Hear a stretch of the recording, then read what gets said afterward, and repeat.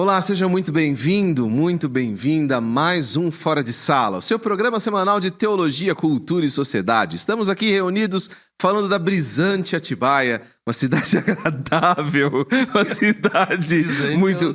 Não, brisante de ventos, não é o que você está pensando, tá bom? O que você tá pensando? Joel. Não sei, pensei em nada. Brisando. Continuando, falamos diretamente dos estúdios 7 da Rádio Mídia, a sua rádio na internet. Você precisa acessar Tem e nem esse conhecer. número de sala aqui. O programa é nosso, a gente fala quantas salas a gente quiser. Ah, entendi. Pronto. Tá certo. Radiomedia.com.br tem cedido aqui os seus incríveis, elegantes, organizados estúdios e tem cedido também a sua equipe. Fernando, Márcia, mais uma vez aqui nos ajudando. Uma grande melhoria que a gente teve depois de aguentar o Renan por quase um ano. A gente agora finalmente está conhecendo o que é técnica. O Fernando estava dando uma aula pro Renan ali do lado sobre coisas que ele não entendia. Tem sido muito bom O RL. poder contar. O RL. Mas sabia que era Ele sabia RL. que era Não, nem sabia RL. o que era. RL, estéreo, essas coisas. Ele fica indicando para todo mundo comprar uma marca de aparelho chamado Tomate. É o preferido dele. Ele tem um Mac Air. É. Aí ele vem e mostra, tira da mochila, mas na hora de fazer ele usa um Acer. Então, inexplicável. Não sabe o que tá fazendo. Inexplicável. Com o mouse da Multilaser, Pois diga-se é, de mas passagem. pronto. ideia Isso daquele- diz muito. Isso diz muito. Renan, muito obrigado mais uma vez. É sempre um desprazer enorme poder contar com a sua presença aqui. Felipe Santos, seja bem-vindo. Prazer estar novamente com vocês. Lucas Sabatier, É sempre uma alegria. Pedro Vercelino, É nóis.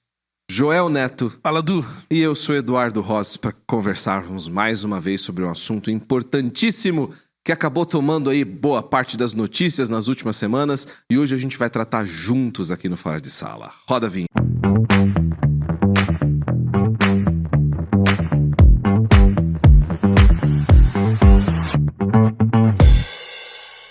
Queridos, há alguns anos havia um certo frisson no pera. meio evangélico. O que é um frisson? Burburinho. Um burburinho. Ah, tá. Um burburinho. Uma agitação. Uma agitação. É uma brisa. Uma brisa. Frisson é mais do que a brisa. Havia ali uma agitação. É tipo um... Impetuoso. Entendi. Tal, de que em 2030 os evangélicos seriam uma maioria no Brasil. Havia um crescimento, isso lá no censo de Exponencial. 2010, exponencial Esse eu no sei o que número é. de evangélicos. E agora, recentemente, divulgou-se aí o censo de 2022. E que, embora tenhamos um crescimento significativo entre os evangélicos, o tom geral da comunicação foi que, peraí, o crescimento dos evangélicos não foi exatamente o quanto se esperava, né? Foi percebida uma desaceleração no crescimento de números de evangélicos no Brasil. E que, para alguns, isso deve adiar em pelo menos 17 anos. Jogaram aí para 2050 algumas estimativas.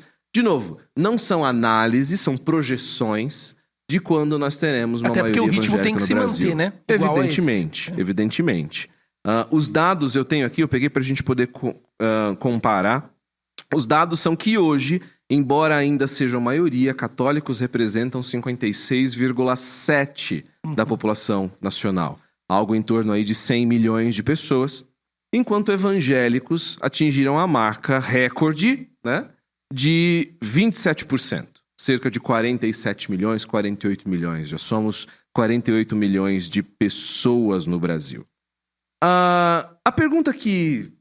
Para que a gente começar a tratar desse número, tem alguns outros números aí que a gente certamente vai tratar.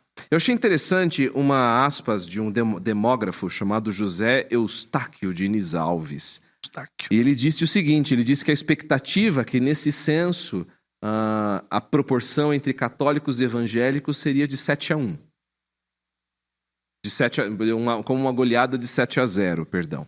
Seria como uma goleada de 7-1. 7-1 mesmo. 7-1 pra gente é pior, né? 7-1. Isso. E aí o que ele disse foi que o que acabou acontecendo foi uma vitória de 1-0 dos evangélicos na prorrogação. Vocês veem, em primeiro lugar, primeira pergunta, Vocês veem como uma maneira... vocês conseguem enxergar esse aspecto tão negativo no crescimento do número de evangélicos, como tem se propagado? Assim, perdemos.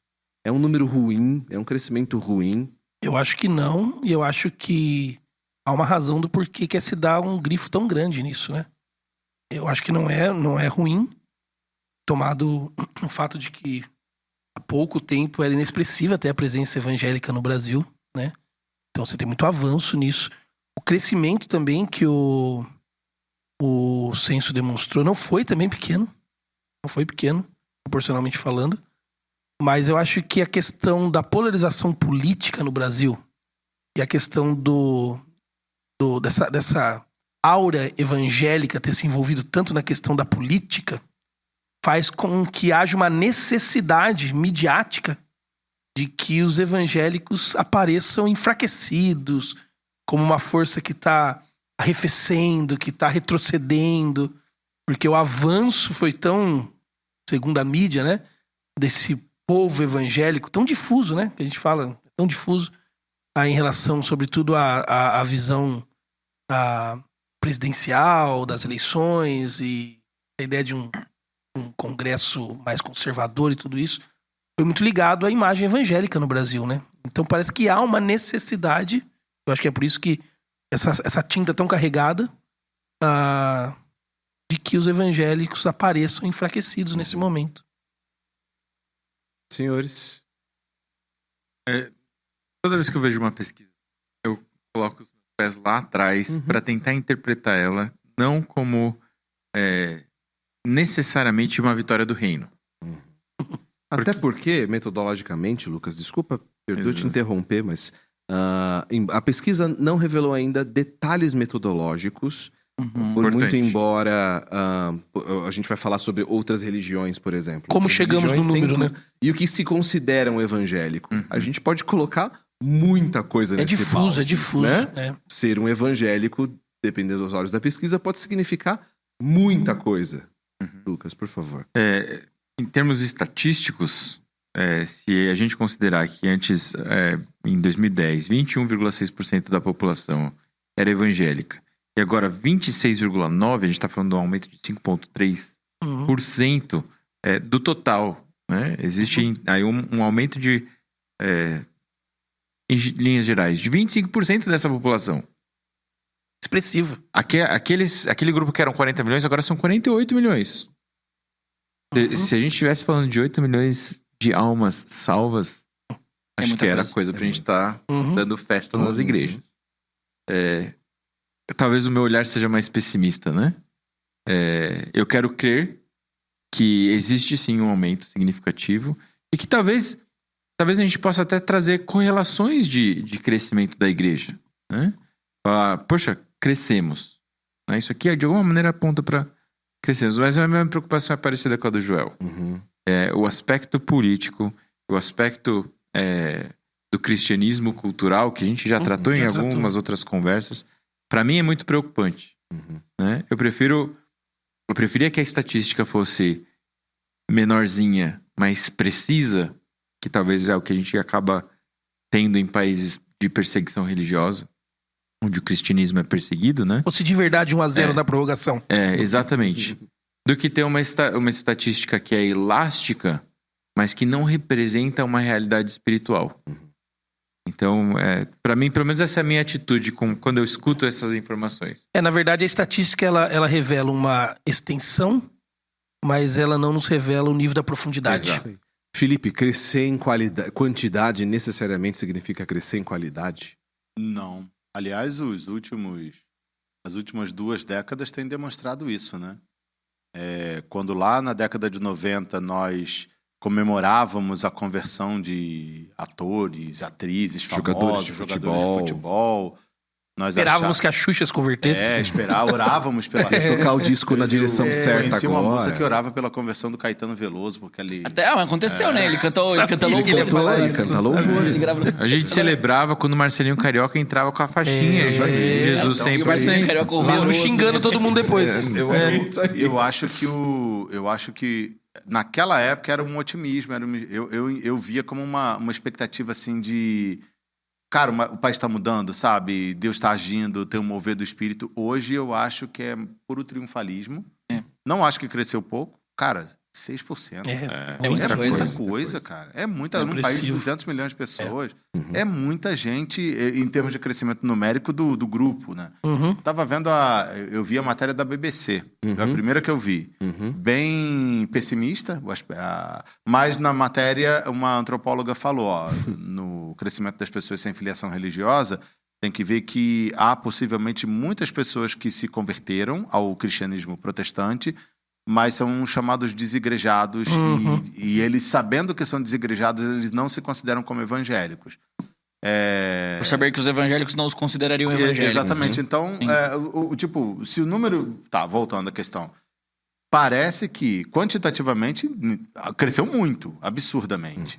Mas qualitativamente, pelo que nós temos visto por aí, nas conversas, os alunos que nós recebemos nos seminários, as pessoas com quem nós conversamos, os canais do YouTube, os bate-papos das igrejas que aparecem. Gente, com todo respeito a quem pensa diferente, mas em termos de qualidade diminuiu muito. Embora tenha um ponto positivo, o crescimento do número de evangélicos seja qualitativamente mal, ele abriu as portas para o crescimento da publicação de bons livros, bíblias, de bons pregadores, de pessoas que estão proclamando a palavra de Deus. E aí os jovens estão se convertendo em bons números e os jovens estão buscando uma seriedade maior. E tem aquela questão que depois nós falaremos mais à frente sobre os indígenas, que para mim foi a coisa que mais me tocou em tudo isso. E será que é possível um crescimento exponencial desse tipo sem que ele tenha um fator cultural nisso?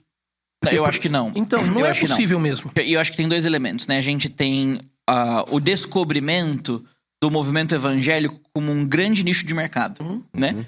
Então agora você vai ter séries sendo produzidas para eles, você vai ter moda sendo produzida para eles, campanha política focada neles, né? Então você vai ter, a gente falou brincando, mas a gente vai ter o Caetano Veloso cantando gospel, entendeu? Novela. Você vai ter o Chosen em todas as plataformas.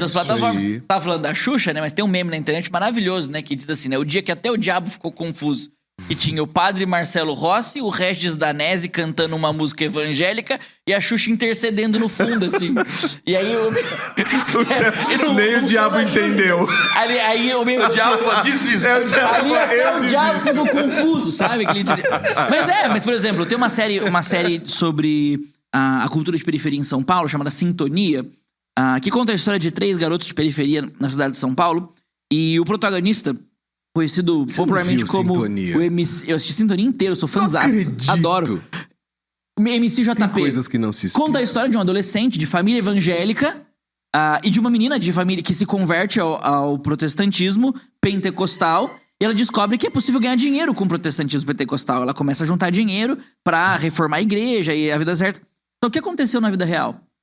O menino, que é um MC famoso de fato, ele abandonou a carreira dele de MC. E agora ele escreve livro cristão e é um cristão influencer. Ele deixou de ser MC porque ele disse que teve um encontro real com Jesus. E essa talvez alguns tenham dito que é a nossa versão brasileira da conversão do Justin Bieber, né? Em nível de influência e tudo mais, né? E isso trouxe pra nós esse elemento do cristianismo cooptado pela cultura. Agora tem um outro elemento muito interessante, que é de um vídeo antigo, acho que de 95, 96, de um diálogo entre o Darcy Ribeiro, sociólogo Darcy Ribeiro, e o Rubem Alves. Eles estão discutindo o aumento, naquele censo do aumento dos evangélicos no Brasil. E aí o Rubem Alves dá até uma cutucada no Darcy pedindo pra ele não chamar de protestante, né, os evangélicos. E o Darcy Ribeiro faz uma análise maravilhosa do movimento protestante. Ele diz, o movimento protestante dá pras pessoas sentido de vida, motivo pra acordar de manhã, ajuda elas economicamente, coloca elas conectadas em sociedades em que o meu colega vai me empregar porque eu sou crente. Tem network lá. Tem network, o meu pastor vai me dar ajuda quando eu não tiver dinheiro pra pagar a minha conta e tudo mais. E ele vai dizer que e é onde o cristianismo mais cresceu, são nas classes de base, né? Classe C, D, né? Que não pode acessar de outro jeito. Que não pode acessar de outro jeito. Então, existe um fator econômico para o avanço do cristianismo, existe um fator social para o avanço do cristianismo, existe um fator cultural para o avanço do cristianismo, e aí eu diria, e aí vocês podem ficar bravos comigo, E eu acho que em todos esses fatores, nós temos elementos do reino de Deus presentes. Mas quando você diz avanço do cristianismo, você está dizendo do O cristianismo protestante evangélico. no Brasil. Evangélico. Sim. Não, Evangélico. O fato do crescimento quantitativo não representar absolutamente o crescimento qualitativo não quer dizer que não houve aumento qualitativo. Sim, Houve, com certeza. sim. Quantos, vamos supor, gente, desses 6%, se desses 6%, 4% foram de conversões genuínas, gente, olha o universo de pessoas que vão para o céu. E eu acho que tem um outro elemento, inclusive. Na década de 90 e 2000, o identificar-se como evangélico no Brasil era um problema. Sim. Hoje, o identificar-se como evangélico no Brasil não é um problema. Então, talvez até os dados que nós tínhamos anteriormente, talvez não fossem os verdadeiros dados. Na minha adolescência ainda era. Pedro. Exatamente. Na minha adolescência ainda era. Então, por exemplo, eu trabalho com adolescentes, né? A minha geração cresceu estudando materiais de escola bíblica que diziam que você não podia ser um cristão agente secreto e escondia a Bíblia e tudo mais. Nós não temos mais esse problema com a nova geração. Não, é com os modinha. adolescentes. É modinha. Não com os adolescentes. Ser cristão é instagramável. Exatamente. Instagramável. E esse é outro fator que a gente pode comentar mais à frente. Mas eu acho que se, por algum lado, esse balde de água fria, que não é um balde de água fria, mas esse alerta pra nós, se há algum lado positivo, eu acredito que é o lado positivo de nos lembrar e nos fazer relembrar como igreja da nossa missão. Da nossa missão de alcançar o mundo, de influenciar pessoas, né? Nós temos conferências, nós temos ênfases teológicas em diversas áreas da teologia, isso é maravilhoso. Nós temos ênfase em teologia bíblica, nós temos bons teólogos sistemáticos no Brasil, nós temos excelentes teólogos bíblicos no Brasil, mas nós falamos menos do que deveríamos sobre alcance, sobre evangelismo, sobre missões, inclusive, né? E um dado interessante disso, que o Felipe vai trazer aqui pra gente, é essa relação que a pesquisa mostrou com relação aos povos indígenas. Não foi, Felipe? 31% dos indígenas brasileiros se converteram ao evangelho. 31%. Gente, é muito... Olha só, depois da Segunda Guerra Mundial, começaram a chegar... Já havia antes, obviamente, mas depois da Segunda Guerra Mundial, começaram a chegar no Brasil missionários estrangeiros, americanos, canadenses, alemães, escoceses que vieram evangelizar as populações indígenas. Se hoje já é difícil, naquela época era muito mais difícil. E não só no Brasil, mas na América Latina inteira. Quem conhece um pouco da história desses caras vai lembrar do Nate Sant, da Rachel Sant, vai lembrar da tragédia lá dos Aucas, né, que envolveram o Nate e o Jim Elliot. Vai lembrar de muita gente. Eu trabalho, nós todos aqui, o Eduardo foi aluno, a Palavra da Vida chega ao Brasil, ela não chega ao Brasil, né, nesse momento. O seu Haroldo Heimer e o seu Ari Bolbeck, 2 americanos que lutaram na Segunda Guerra Mundial, jovens americanos, vieram ao Brasil, isso no início da década de 50, para alcançar os índios Chavante no Mato Grosso. Era um povo totalmente não alcançado. Eles passaram alguns anos servindo entre o Chavante, alcançando eles para Cristo, quase morreram, resolveram voltar aos Estados Unidos, levantar um jeito de mobilizar a juventude brasileira, a igreja brasileira, para alcançar esses grupos, e eles conseguiram. Abriram um acampamento. E aí você tem a origem da MEVA, a Missão Evangélica da Amazônia. Estou falando de organizações que são próximas a nós. Nasceram dentro da escola. A MTB era um braço de uma missão americana. Na verdade, o SBPV foi criado originalmente para formar missionários para povos indígenas. Exatamente. Depois, a MEVA com o Sonilo Rock. O IMPV, nosso Instituto Missionário Palavra da Vida, lá em Benevides, no Pará, voltado para alcançar povos ribeirinhos. E aí, quando você para pensar que menos de 80 anos depois, 31% dos indígenas brasileiros se converteram. Amém. Gente, é assim, o legado desses caras. E a gente não tem esse dado ainda. Impressionante. Mas uma vez eu estava conversando com o Márcio Garcia, fundador da Missão Evangélica de Apoio aos Pescadores, né, a MEAP. Que nasce no SBPV também. Que nasce também no SBPV. E o Márcio me disse o seguinte, ele falou assim, Pedro, nós fechamos a MEAP no litoral. E ele falou assim, eu posso dizer com segurança que o evangelho alcançou todas as comunidades ribeirinhas do Atlântico, de sul a norte do país. Ele falou eu assim, ouvi o Márcio falando isso pra mim também, mas o alcançou significa, se eu tô certo, se eu lembro, presença evangélica. Presença. Ou eles plantaram uma igreja ou tem um contato direto com uma igreja naquela comunidade. Lindo, gente. Por isso Isso é eles pararam de fazer missões na costa para fazer missões no rio. Olha que coisa impressionante. E a MEAP é jovem demais, hein? Gente, olha que coisa impressionante. Por meio desses missionários que hoje que alcançaram 31% dos evangélicos, hoje você tem as línguas Dos índios. centenas dos índios. de povos indígenas grafadas. Você tem bíblias escritas para eles. Vocês têm programas de rádio. Nós temos missionários entre eles. Existe aquele grupo que o Henrique Terena coordenava no passado, que juntava todos os povos indígenas lá. Você tem Complay, você tem Chavantes, você tem os Yanomami, você tem todo tipo de povo indígena. E outra, a gente estava falando isso mais cedo, a região que mais tem evangélicos no Brasil é a região norte, é justamente onde estão a maioria dos... Não, e o Centro-Oeste, também são as regiões onde nós mais temos povos indígenas. Olha... E onde historicamente nasce no Brasil a maior denominação evangélica do país, que é a Assembleia de Deus, né? Cara, 80 anos depois, olha o que Deus fez nesse país, alcançando povos que foram esquecidos e povos que nem os católicos que chegaram aqui há 500 anos conseguiram penetrar, conseguiram alcançar. Mas é porque eles também não queriam. Eles queriam cristianizar e não evangelizar, tudo né? bem, Sim. mas olha só.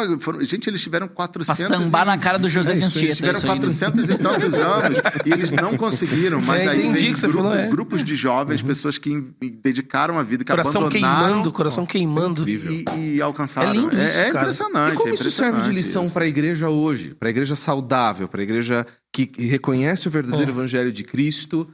Como esse investimento que a gente percebe hoje, fruto eu diria... dessas vidas, pode inspirar a igreja hoje a alcançar esse pseudo-evangélico, essas outras áreas da sociedade que ainda não foram alcançadas? Eu diria que tem uma coisa que o Felipe descreveu que não mudou como necessidade. Nós precisamos da mesma paixão em homens ainda. Coração queimando, como um dia queimando no seu Haroldo, Heimer, no Aribal Beck, no seu Davi Cox, pensando nos caras próximos de nós, né? O Felipe acabou de contar a história. Nós precisamos do jovem hoje vocacionado com a mesma paixão desses homens de ontem. Que mais recentemente queimou no seu Nilo Hawkins, no Isso, Márcio Garcia, exatamente. no Edward Luz, Isso. esses caras todos. Porém, a gente precisa reconhecer isso que o Pedro falou. Por exemplo, de uma missão tão jovem como a MEAP, ter cumprido uma tarefa. O que me diz que nós precisamos cumprir novas tarefas e para isso precisamos de novos métodos. E aqui eu quero dar um testemunho rápido do Márcio Garcia, que é um cara que eu admiro muito e toda a minha visão sobre pensar em plantar igrejas no diálogo com a cultura, e eu já tive a oportunidade de falar recentemente isso pro Márcio até em Caraguatatuba, encontrei lá, vem do Márcio. As igrejas autóctones. Quando eu cheguei no SBPV para estudar no ano de 2002, Felipe estava estudando também nessa época, o Márcio foi nos dar uma aula de missões. E ele contou a criação da MEAP. Ele falou, eu saí do seminário, você lembra disso? Cara, aquilo mexeu com a minha vida. Eu saí do seminário e eu queria alcançar povos. Ele vem de uma realidade rica, família rica e tal. E eu queria alcançar os povos que ele também tratava como indígenas, mas viviam em ilhas, tal, os pescadores. E ele pegou um barquinho e começou a andar. Ele tinha grana pra isso, tal, família. E aí ele chegava e não conseguia espaço, não conseguia entrada nesses lugares. Aí ele começou a observar. Um dia ele chegou num lugar, uma vendinha numa dessas ilhas, e aí todo mundo começou a sair da venda pra ir em direção ao centro da ilha e falou assim... E ele perguntou, o que vocês estão indo fazer? E ele falou assim, nós estamos indo ouvir a história dos antigos. Aí ele perguntou, mas o que é isso? Os pescadores antigos deixaram sabedoria, que são contadas na pracinha, no centro. À noite a gente vai lá ouvir a sabedoria dos antigos. Ele pegou o barquinho dele e foi embora. Ele falou, cara, eu conheço pescadores antigos. Pedro, João, eu conheço os pescadores antigos. Ele falou, vou testar. Ele pegou o barquinho, voltou para aquela ilha, chegou na mesma vendinha e falou assim, eu tenho uma história dos pescadores antigos para contar.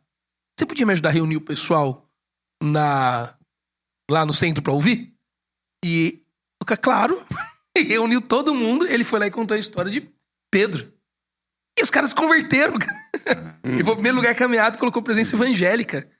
E aí ele saiu de ilha em ilha pregando a história dos pescadores antigos. Cara, isso é genial. Ele usou uma estratégia usando o evangelho, a pregação do evangelho. Então isso me diz o quê? Eu estudei no Palavra de Vida há mais de 20 anos. O Márcio cumpriu a missão que Deus deu pra ele.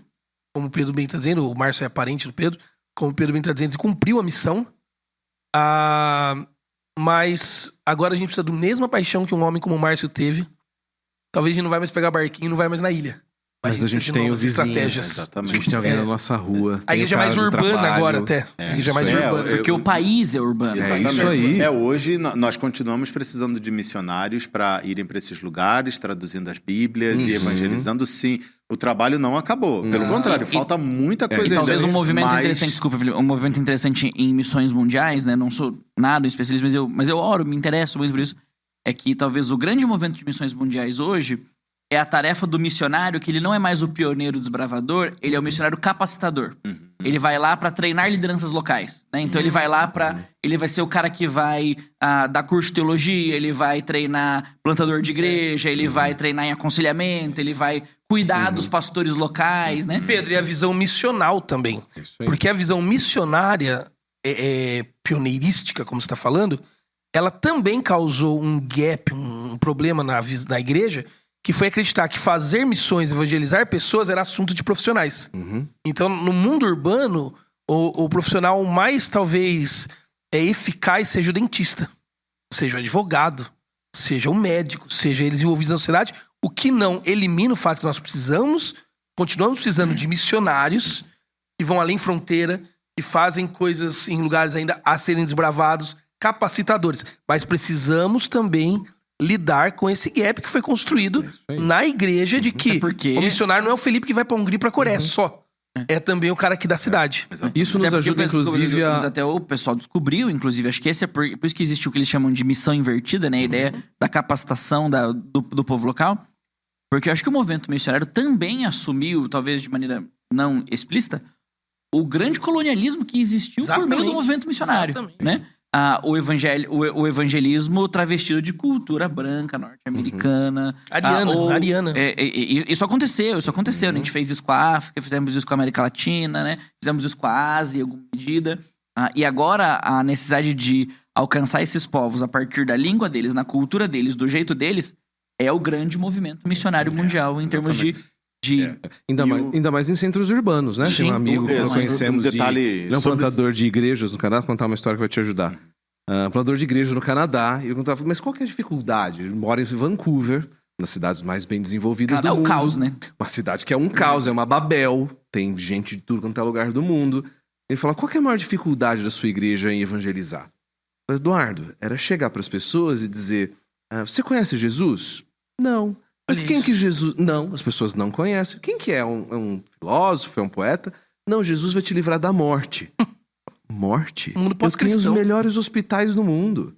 Mas Jesus vai te dar alegria. Alegria? Eu tenho tudo. Eu tenho uma boa casa, eu tenho um bom carro, eu tenho crianças brincando no quintal. com Segurança, aquele eu moro céu. no condomínio. Eu moro... Não, Vancouver, você não tem cidade mais segura do polícia. mundo, Mais né? segura do mundo. Uma cidade mais segura do mundo. Uma pregação do evangelho, que vai, uma coisa que você sempre nos ensinou, que vai pela ausência, que prega na falha, nesses contextos, como é que você anuncia? É uma grande dificuldade. Você aprendeu a pregar o evangelho. Se não no que existe te mais má falta. notícia, né? Se não Qual vai existe ser a mais boa má notícia? notícia, exatamente, Nossa, que Pedro. doideira. É uma doideira. Um detalhe sobre essa questão da missão invertida. O século XXI marcou a primeira vez na história da humanidade que nós temos mais pessoas morando em cidades do que morando no campo.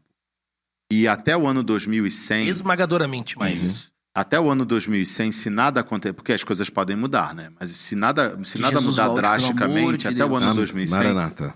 cerca de 80% da população do mundo estará vivendo em cidades. Então, as cidades hoje são os grandes campos missionários. Você tem cidades grandes não param de crescer. A pandemia, ela meio que deu uma freada, isso por algum tempo, mas agora as pessoas já estão Redistribuiu voltando. um pouco das grandes Mas cidades para os Interiorizou, interiores, Mas né? as pessoas estão voltando. Hoje você tem fenômenos urbanos que não existiam há 50 anos atrás. Sabe que então a igreja ela precisa passar por esse processo. Um dos exemplos que eu acho muito interessantes é o da Coreia do Sul.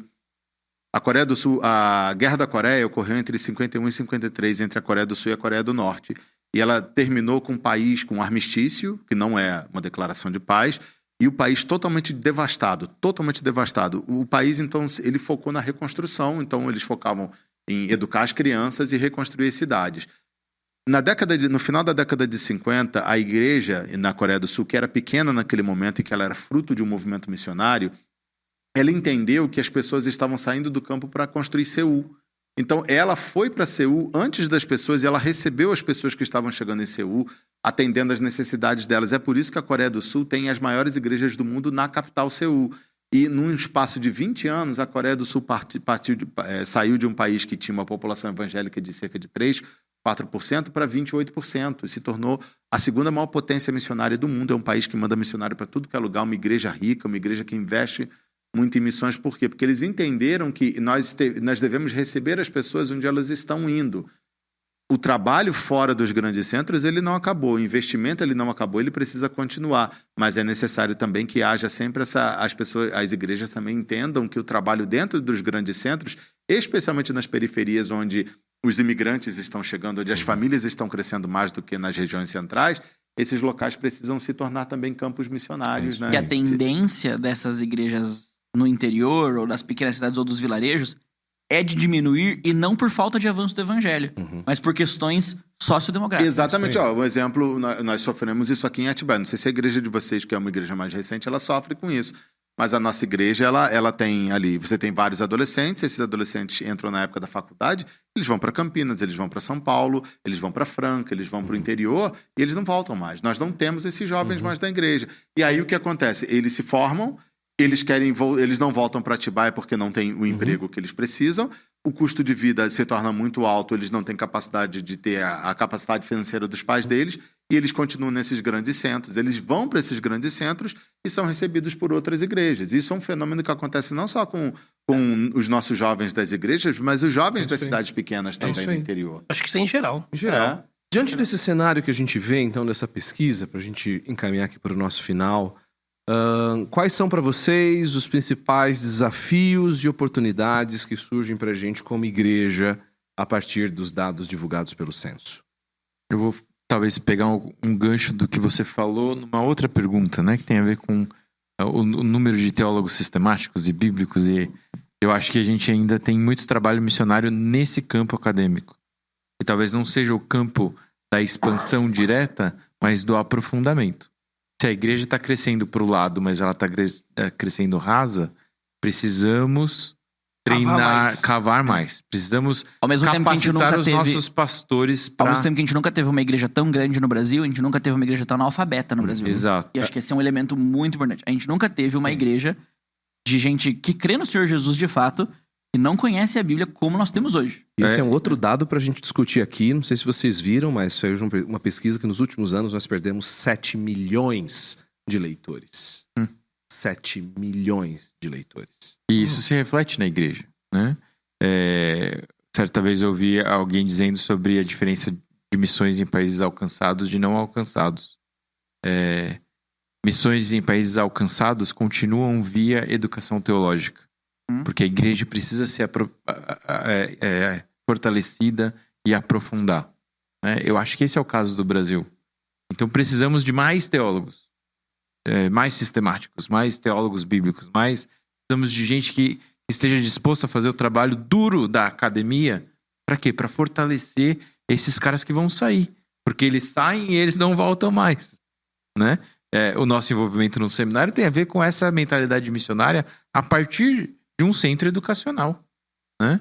Então talvez essa seja a minha primeira posição com relação com esse cenário. A segunda é óbvio, né? Precisamos continuar. Vamos em frente. Quais são as necessidades? Né? Quais são as novas tribos da nossa sociedade cada vez mais urbana, talvez as tribos urbanas, que nós precisamos alcançar? Quais são os novos bancos de rios, talvez os bancos de rios dos mundos digitais e virtuais, daquele cara que não sai do quarto mais pra nada, porque ele não precisa. Quem que tá alcançando ele? E como a gente vai chegar nele? Então, talvez considerar essas novas realidades de maneira muito engajada, inteligente, para poder levar esse evangelho de maneira profunda e pregar salvação para eles. Eu acho que esse é alguns desafios. Essa conversa merecia uns 15 podcasts, né? Ela é profunda demais. Mas eu acho que a gente precisa aprender a aproveitar essa extensão, mesmo que ela não tenha grande profundidade, ou aparente grande profundidade. Mas foi bem falado aqui, cresceu o mercado literário, cresceu a mídia radiofônica, a rede social, tudo cresceu em direção ao mundo evangélico, protestante, enfim, chame como chamar. Eu acho que o grande desafio é a gente conseguir aproveitar essa onda sem se prostituir nela. Isso é um baita desafio para nós. Como aproveitar essa onda sem se prostituir nela. Um outro desafio é, uma hora que isso ficar mais claro para nós como líderes, pastores, desse suco, o que sobra desse suco, o que são almas de verdade, como transformar isso em missão. Não só em extensão, porque daí tá a profundidade. Como transformar isso em missão? Como transformar essas pessoas em missionários urbanos, numa atitude missional de prática evangélica. Um terceiro dos 4 que eu quero dizer, o terceiro seria, mesmo sabendo que nós temos esse gap de achar que o missionário é só o profissional e nós precisamos criar uma atitude missional na igreja, não perder o foco de que ainda existe a necessidade de missionários. Isso aí. Pessoas além fronteira, com o coração ardendo, queimando, e levanta a mão naquele culto e fala, eu vou, pastor, me envia.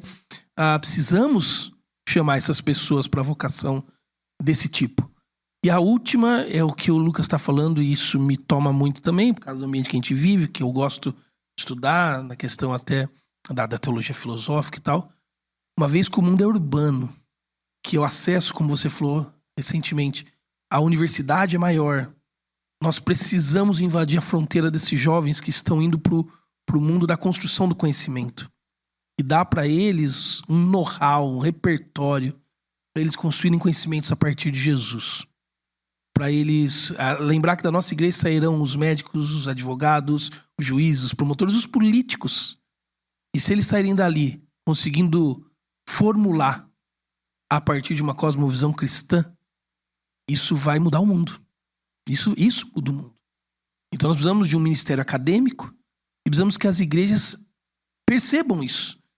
Que elas precisam formar os seus jovens que talvez não voltarão para, chegando lá, transformarem a realidade para onde eles vão, conseguindo responder o mundo que eles estão a partir do evangelho. Talvez um breve comentário no seu segundo ponto, quando você fala que são almas. Com relação à disposição diante dessas estatísticas, Edu, eu acho que vale ainda mais uma palavrinha da minha parte, né?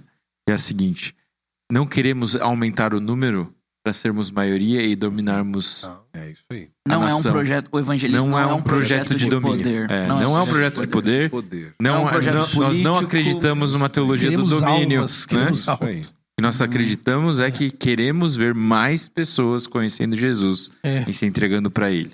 Né? Essas são almas. Isso. Esses não são números. É o João e a Maria que moram na esquina e estão indo pro inferno. Nosso ministro de louvor lá na Revive, quando a gente tem um evento de música, de evangelismo, coral, Páscoa, Natal, ele sempre ora lá na sala do voluntariado, ele fala assim: Senhor, nos ajuda a saquear o inferno hoje. Ele fala, né? Queremos saquear o inferno. Eu acho isso muito forte pra mim. Sempre que ele ora, me mexe muito comigo, né? A gente quer ir lá fora e quer tirar pessoas, mudar a sorte das pessoas de inferno pro céu. E de uma forma ou outra, queridos, essa transição mostra pra gente algo que todos nós conhecemos, né? A busca de pessoas, a necessidade de pessoas em busca de sentido. Vagando sozinhas, escuras, em busca do vazio que só Deus preenche nesses corações, né? Porque o Filho do Homem veio buscar e acharam que estava Isso aí. perdido. Essa mudança leva a gente, como líder, a repensar nossas práticas, a nos lembrar da necessidade de a gente reconhecer a cultura, ler a cultura e então poder servir. Em um país de fé tão plural, cada vez mais necessário a gente exercer a nossa missão de ganhar o mundo com sabedoria e com estratégia. Nossa gente missão não- tão singular. Isso aí. A gente não chegou a comentar sobre isso, acho que vale pra gente fazer um episódio depois, mas o grande crescimento do cristianismo também no Brasil e assim no mundo, especialmente nos Estados Unidos e na Europa, tá se dando numa faixa etária específica, Isso dentro aí. de uma geração específica. É isso aí. E isso vai afetar nossos métodos. Isso vai afetar a maneira como a gente vai alcançar esse grupo específico de pessoas. E eu tendo a crer que Deus está fazendo algo nessa faixa etária específica. Eu tendo a crer. E aí eu tendo a crer por motivos teológicos, por motivos experienciais. Eu estou vendo. E algumas coisas eu não quero contar ainda porque eu quero esperar para ver o que vai dar, né? Mas isso vai impactar a maneira como a gente pensa as nossas próprias estratégias missionárias e missionais no contexto da cidade. Mas você vai contar um dia. Um dia, se der certo. Tá. Se der certo. Só pra mas, você. mas eu acho que esse é um elemento importante. O cristianismo está crescendo, e ele está crescendo de maneira mais exponencial e expressiva no grupo da geração Z ali, entre os de 13, 14 a 28, 29 anos. E isso é extremamente interessante, porque essa é a geração que não tem pais que cresceram na igreja.